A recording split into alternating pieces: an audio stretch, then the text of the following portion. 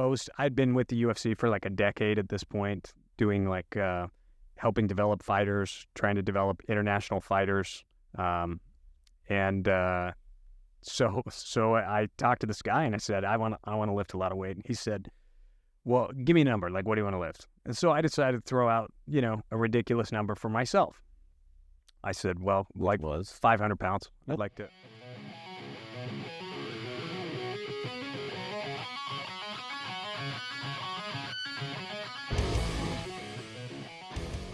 I'd like to squat 500 to the bottom and all the way up. And he's like, you better make a bigger goal than that, dude. And I was like, I like this guy, man. I like this guy right here. So I was like, well, I'll be here tomorrow. Let's rock and roll. So he basically said, listen, you need to squat all the time. And I was like, what is all the time? Like a couple times a week, Like, he's like, no, like 2 times a day, once a day, every day, but do it.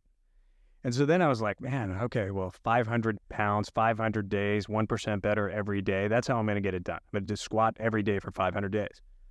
And I wrote a book on it to explain the journey. It's like a rudimentary understanding of like squatting and like what can happen there and like what happens to you if you squat every single day, and the mind, body, spirit that has to grow, because your body can't do it, but you have to squat to max, meaning you're going to go until the bar drops off your back every day. And then you're going to do your sets after that. So John Bros was like, yeah, you're going to do it. Like, that's how it's going to go. And in between all that, I was still doing jiu-jitsu, wrestling, training guys, traveling.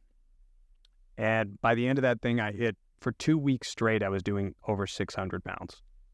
Wow. On my squat. Nice. And so you talk to all these people talking about periodization and how that works. But if you do something every day, like you pick up your child every day and he starts to get bigger, before you know it, even in the beginning, it was really heavy, but later it's not. And that 600 pounds, eventually it wasn't very heavy.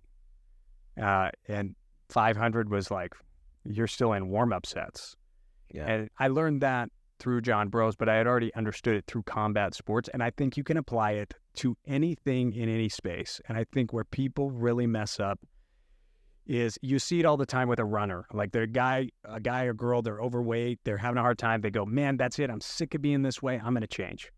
They go outside, they get their running stuff on, they go buy all the gear, like everything. They got their backpack with the water coming out, and they're like, I'm going to get in shape. And they go on a run, and they go, I'm going to do what I did in high school. Now they run, and then they can't move. You get shin splints, there's problems, they got plantar fasciitis, you can't get this guy moving anymore. And then he's like, I can't do it anymore. Well, what happened is instead of doing 1%, he went for like 2 to 100, whatever that number was. But at that 1% margin, if you stay in there and just get a little better, you can do it. Like, hey, dude, today, why don't you just walk to the mailbox and then go back in? And then tomorrow, why don't you walk to the mailbox and then the neighbor's house and then just go back in? Before you know it, you'll be going really far. Yeah. And that's where I think most failure really occurs. Right. So your philosophy on coaching is the same way. I know that the times that you and I, when was the last time I saw you? I think it was on the mats 3 months ago. Sounds right. Maybe, right? Yeah. And maybe more. I think it might have been longer. I don't know, man. I'm such a bad judge of time. But anyway, we did a round. We just flowing. Yeah. And I just said, well, what are we going to do today? I have you. I definitely want to learn something. And we just worked on something that was so simple, so foundational. I don't even know if I remember what it was, but it was like the somebody square, the like turning them to a quarter. Yes. As far as you can, but you want to get them to a quarter and then push them. They're going to give you that lead leg. How to flank. Yeah. Flanking a person. And it was, I cannot tell you, I use that. I use it every day. I'm on the every time I'm standing up. Isn't it so nice? I'm going to use it. So every time, and then I always think every time I have my go-tos, the things that you just do without even really thinking about. But everything that I have in my arsenal has a foundation that's attached to a relationship. It's attached to a friend of mine or somebody who took the time to teach me something. Yes. So There's almost nostalgia to it. It is. So everything that I do, except for the north-south joke, I happened on that one by myself on accident, and it just happens to be my favorite sub. But it's yours. Yeah. It's mine, and I have. But then along the line, people, I actually asked someone, I asked Morgan, I'm like, is that a thing? He goes, yeah, it's called north-south joke. It's a thing, dude. You're like, So well, good. It's my thing too. Can you show me how to do it? And he did. So now I think about Morgan every time that happens. And so all these different aspects of my game are attached to people, they're attached to relationships. Yes. And they're all such fond memories. And even finding jujitsu is just, I just knew I had to do something after I had this big, massive liver surgery. I go to the gym. This is a crazy story. Boxing. Amazing story. Oh, how I found jujitsu? Yeah. And I went through 3 months of nothing. I couldn't even move. I couldn't pick up anything heavier than 10 pounds for 3 months. Day one, back. I'm in there. I'm just like, just throwing hands. Just getting it as fast as hard as I can. And I was so tired. I'm mouth breathing. I'm holding the water fountain up, basically just inhaling as much water as I can. And we talked about this. I hate drinking water. Yeah. I have to drink something besides water. Water has to have something like lemon in it or something. It had your sweat and a penny taste from your lungs. And all of a sudden, Jimmy May's coming down the stairs, and he was like, "Hey, dude, what's going on?" I'm like, "Oh, what are you doing?" He's like, "What are you doing? You look terrible. Are you okay?" I was like, "I just boxing. It's just gloves.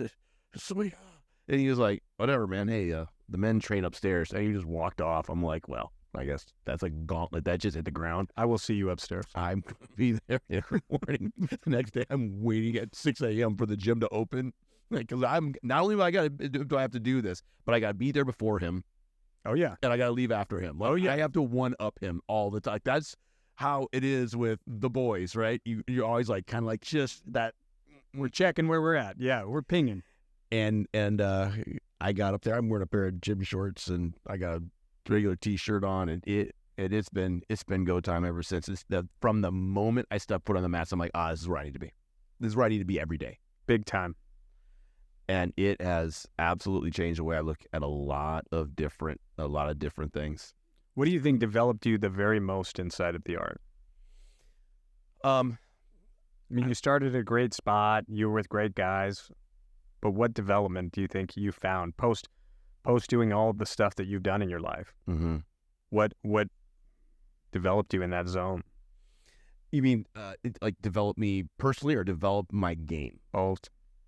Personally, for sure. I think the biggest thing that I experienced is just develop like personally, like is that I learned that you have to budget. There is a budgetary system that you have to implement with your life. You have to manage your time. You have to manage your energy. You have to manage your relationships. You have to budget everything. Like that budget meaning give close attention to. So in the teams we have this thing. It's like it's a attention to detail. It's the little things that are going to kill you. So let's pay attention to the little things as well as the big things. So I think that for me, it's just budgeting and paying attention to how I do, right? How I'm doing whatever it is that I'm doing. I can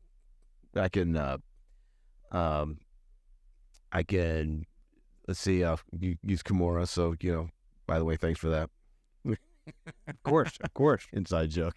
But I can catch a Kimura. I can catch it, and I can be lazy about it. The guy's gonna get his arm back. The guy's he's gonna turn. He's gonna because I didn't properly lock him down. I didn't set him in one spot and put him in cement before I went and do the move. Right? I didn't do those things because like you're saying earlier, it's like just being lazy. Right? Yes. That has flown for me. There is no more lazy. It is if you're gonna do something, you have to commit to it. There's an intention. Yep. if it's worth fighting for, it better be worth dying for. If you're going to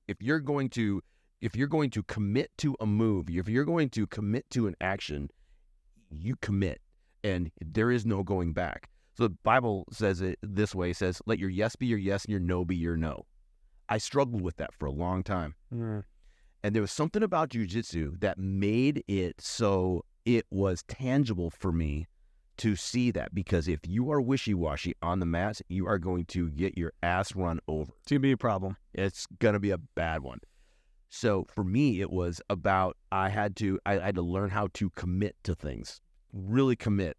Here, at the business that I own here, it's the same thing. It's like there are certain things I have to commit to, and I have got to go full bore on, and because you can't do it halfway. And so that has been the big thing for me. And I think as far as my game goes, the thing that it's kind of along the same lines, but I think that it's more about the relationships in the game for me. Yes. If I had to go to another gym and do jiu-jitsu there, I'm not sure. For me, it's more about the clowns and the circus, to use a Zachism. Right? Zach's a great clown. He's a great clown. For me, it's more about the clowns and the circus. That's how I think about the SEAL teams as well.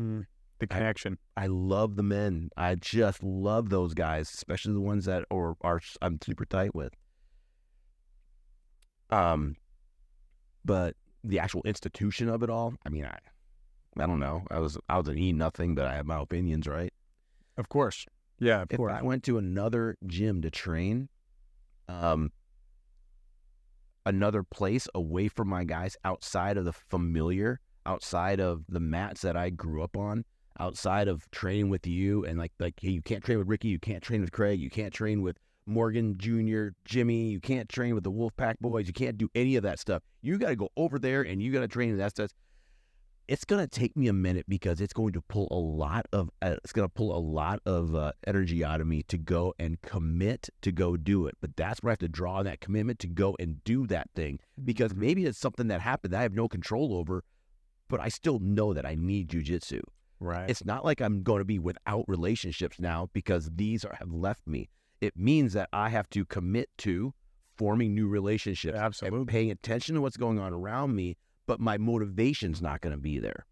So I have to act outside and above my motivation to be able to get there, so that I can be who I need to be for who I need to be it for. And it may be somebody I don't even know yet that's on that mats, and they might be a very high level black belt jiu-jitsu player, but me, little junior me, with some small belt on with limited knowledge, goes on to a mat. I'm bringing something to the table that he may benefit from, that I have to bring with conviction, with everything that I have. Otherwise, I'm doing him a disservice. Yeah, and it is all relationships when you show up to that. Yeah. I mean, we were talking earlier, and you said you asked something that was very important, like, what if you'd never trained before, what would you do? Or like these men that don't know what to do, how to go train. Mm-hmm. The hardest part is that first part where you were at the drinking fountain. Mm-hmm. You have your arms around it, it hurts, like you are going to puke, it's going to happen, but it's going to feel good. Like you got to let go a little bit and just walk in. And if you do that, you're going to find people, and then you got to do what anybody does when you enter a room: shake hands with everybody, say hello, just be super respectful. Hi, I'm so-and-so. I came in, this is my first day. Yeah. This is my second day. Be honest. Don't be that guy who trained 4 years and then say it's your first day or something, and then right, jump in toe folds. They're gonna not like you. Right. But you come in, you build relationships, and before you know it, that's your new Wolfpack. Like, it will happen. And there's one thing that me and my wife, we talk about this all the time, and there's just good people everywhere. Despite what you see online or on the news or in these different spots, go outside for a second, meet somebody, and you'll see there are good people everywhere. Good people on all mats, good people in all spaces. And when you open your heart up and you start trusting these people, it gets easy to find. It's easy to find them. Just know that not everybody is. When you show up there, they're not all built. That's why they're there. They're all working on it, like you. That's why you're there. Right. That's why I'm there.